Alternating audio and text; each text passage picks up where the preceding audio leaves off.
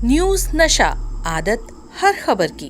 दोस्तों नमस्कार, मैं हूं विनीता यादव। बड़ा सवाल ये है कि उत्तर प्रदेश की गद्दी पर योगी आदित्यनाथ कितने दिन और टिकने वाले हैं। यूं तो उत्तर प्रदेश से अभी तक कोई भी ऐसा बड़ा संकेत नहीं मिला है कि उनको कुछ कहा गया है, लेकिन दिल्ली है कि मानती नहीं।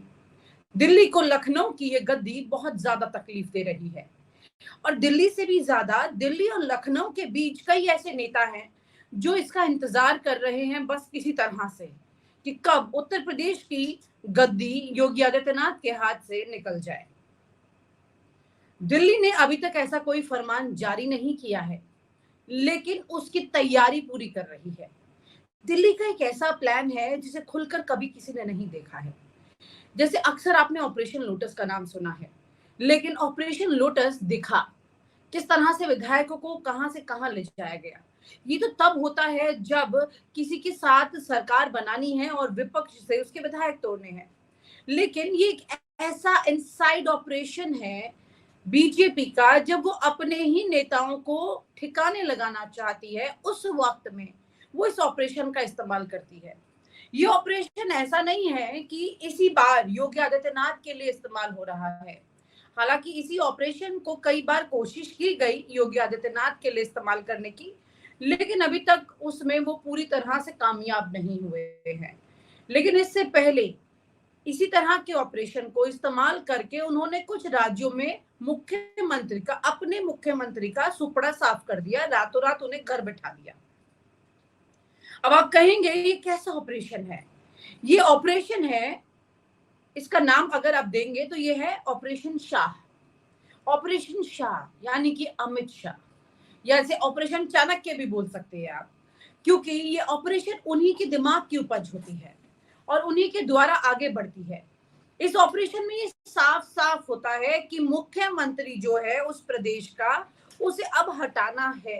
अगर उसे हटाना है तो क्या करना है? सबसे पहला कदम जो उठाया जाता है, सबसे पहले वो उसी प्रदेश के कुछ नेताओं को पकड़ते हैं जो कि ए और बी लॉबी की तरह होते हैं। यानी कि ए लॉबी, यानी मान लीजिए अभी योगी आदित्यनाथ के खिलाफ जो लोग हैं, जैसे कि केशव प्रसाद मौर्य, ब्रजेश पाठक और भी कई नेता जिनके नाम खुद समाजवादी पार्टी ने भी अपने ट्वीट में दिए हैं।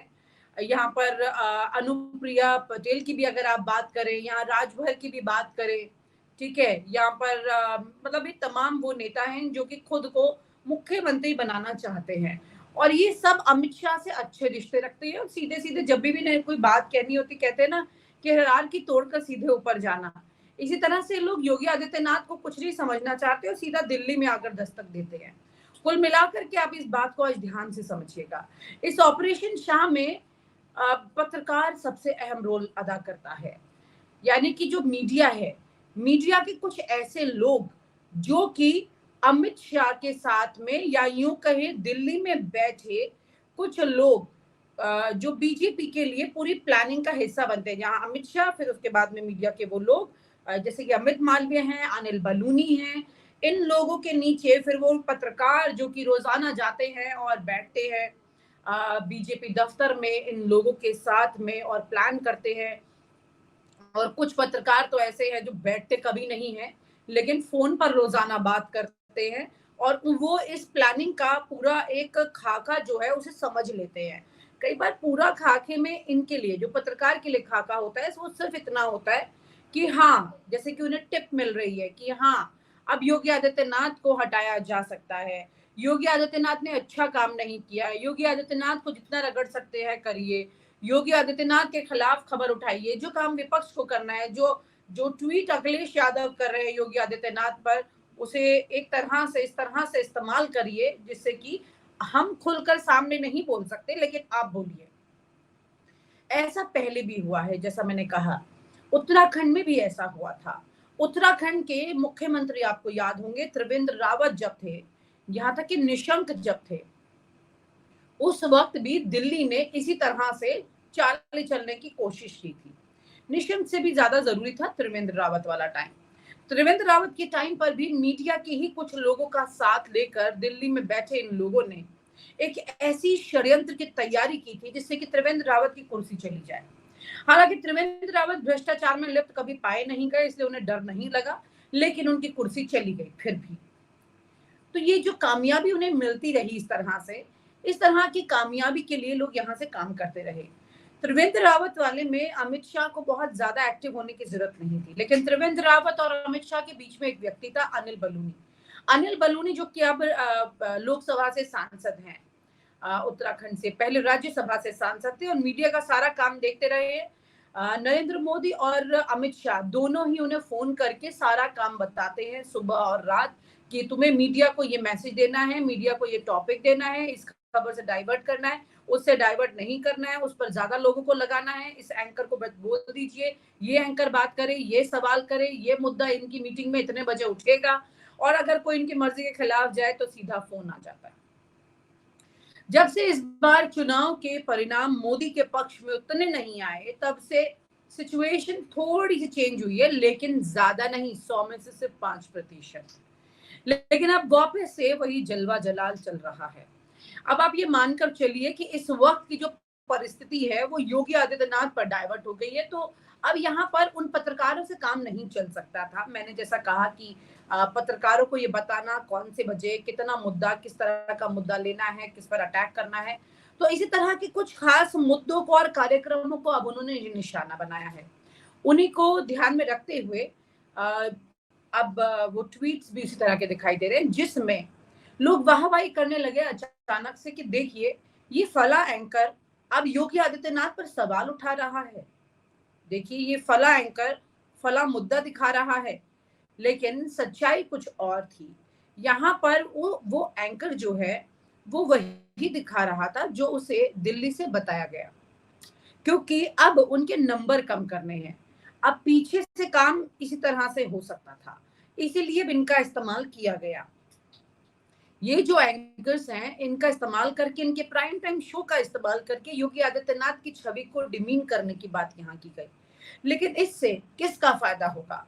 इससे कम से कम विपक्ष का तो फायदा होता नहीं दिखाई देता है, क्योंकि दिल्ली अगर योगी आदित्यनाथ को हटाती है तो ये मानकर चलिए कि वो अपने किसी वहां पर गुर्गे को बिठाएगी, मतलब किसी भी और नेता को बिठाएगी जो मुख्यमंत्री बनना चाहता है।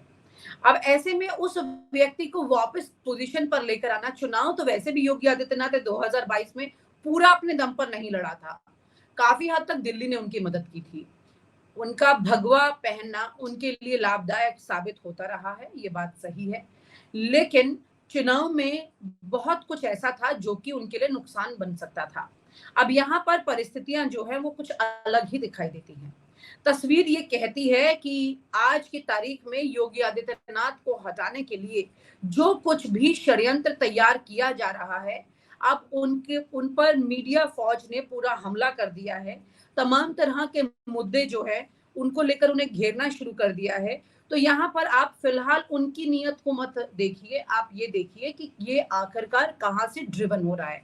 ये पूरी तस्वीर जो है दिल्ली से जारी की गई है और अब ये लखनऊ में मुख्यमंत्री की छवि को और ज्यादा घेरने का काम यहाँ पर कर रही है। कुल मिलाकर के यहाँ पे परिस्थिति ये दिखाई दे रही है कि किस तरह से योगी आदित्यनाथ को उनकी कुर्सी से हिलाया जाए, कौन उनकी जगह मुख्यमंत्री बनेगा, ये बात यहाँ पर होगी। इस बारे में भी आपको और बताएंगे मेरे अगले शो में। Thank you. उत्तर प्रदेश में भारतीय जनता पार्टी की 2017 में पूर्ण बहुमत वाली सरकार बनी और अचानक से योगी आदित्यनाथ को मुख्यमंत्री बनाया जाता है। उसके बाद फिर 2022 में योगी आदित्यनाथ के दम पर ही बीजेपी ने यूपी में वापसी की और उसके बाद से पीछे मुड़कर नहीं देखा। हालांकि ये हमेशा कहा जाता रहा है कि यूपी में योगी आदित्यनाथ को फ्री हैंड नहीं दिया गया। फिर इस साल हुए लोकसभा चुनाव के दौरान यूपी में जो बीजेपी की हालत हुई, उसके बाद से इस बात की चर्चा जोर पकड़ने लगी। अब 7 साल बाद योगी आदित्यनाथ ने फैसला लिया है, उससे लगने लगा है कि वो फ्रंट फुट पर खेलने वाले हैं। दरअसल 7 सालों बाद प्रदेश के मुख्य सचिव के रूप में योगी आदित्यनाथ को पसंदीदा अफसर मिला है। उस अफसर का नाम है मनोज सिंह, जो 1988 बैच के IAS अधिकारी हैं। उनको राज्य की नौकरशाही और राजनीतिक हलकों में एक एक्सपीरियंस विजन शख्स के रूप में देखा जाता है। उनकी कार्यशैली का अंदाजा इसी बात से लगाया जा सकता है, जब हाथरस की दुखद घटना घटी उसके तुरंत बाद वो मौके पर पहुंचे। इससे पहले ध्यान नहीं आता कि कोई मुख्य सचिव स्तर का अधिकारी इतनी जल्दी घटना स्थल पर पहुंचा हो। इंडिया टुडे की रिपोर्ट के मुताबिक मनोज सिंह एक लो प्रोफाइल अधिकारी हैं। उनको सोशल मीडिया या फिर किसी इंटरव्यू में भी नहीं देखा जाता। इसके अलावा मनोज सिंह ऐसे अधिकारी हैं जो अपने ऑफिस में 12 से 14 घंटे काम करते हैं और फिर ये वक्त अपने ऑफिस में ही बिताते हैं। यही चीजें योगी आदित्यनाथ को प्रभावित कर गई। लोकसभा चुनाव 2024 के दौरान आम आदमी पार्टी के राष्ट्रीय संयोजक और दिल्ली के मुख्यमंत्री अरविंद केजरीवाल ने चुनावी जुमला छोड़ते हुए कहा था कि नरेंद्र मोदी के प्रधानमंत्री बनने के बाद यूपी में योगी आदित्यनाथ की छुट्टी कर दी जाएगी और अमित शाह आने वाले दिनों में प्रधानमंत्री बनेंगे। हालांकि यूपी में योगी आदित्यनाथ की जो 7 साल बाद मुराद पूरी हुई है, उससे तो यही लग रहा है कि अरविंद केजरीवाल ने एक चुनावी जुमला छेड़ा, क्योंकि दुर्गा शंकर मिश्र का कार्यकाल नहीं बढ़ाया गया और उनकी जगह मनोज सिंह को मुख्य सचिव बनाया गया। इसके एक संदेश तो गया है कि 2027 के यूपी विधानसभा चुनाव में योगी फुल फॉर्म में होंगे। और आप हमसे जुड़े रहने के लिए सब्सक्राइब करें YouTube पर, फॉलो करें ट्विटर पर और लाइक करें फेसबुक पर। और ज्यादा जानकारी के लिए आपको टाइप करना होगा सिर्फ न्यूज़ नशा।